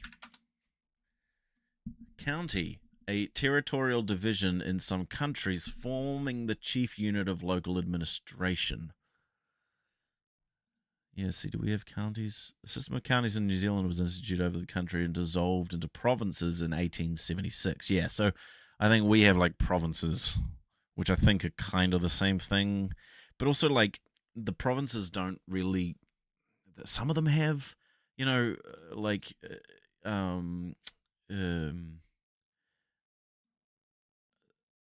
some of them have like administration, controlling bodies and things like that, and some of them don't.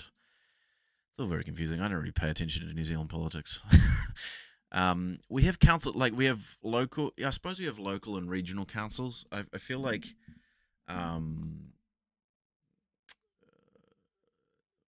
Like Wellington, the greater Wellington region, the place where I live, which I think encompasses like the Hutt and Wellington City and the kind of the western suburbs over that way.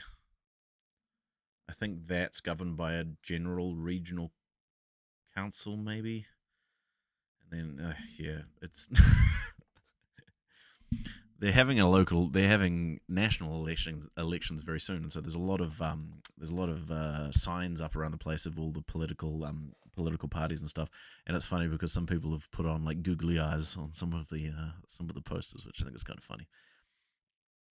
I am actually going to call it there, guys. But I do appreciate your continued engagement with me. I appreciate that quite a lot. It's nice to have these discussions, as Nas has said. I apologize for, I mean, I get that there's a good conversation happening there, and I'm trying to take part in it by like talking in that. It's a position of power that I hold in this specific instance. But I'm going to go and I'm going to make myself a sandwich because I'm hungry. But I appreciate you guys, and I will try to do this again. Wednesday can't, Thursday can't, maybe Friday. Friday, New Zealand time. I don't think I have anything on. Let's have a look. Friday, singing, CrossFit. Maybe Friday afternoon.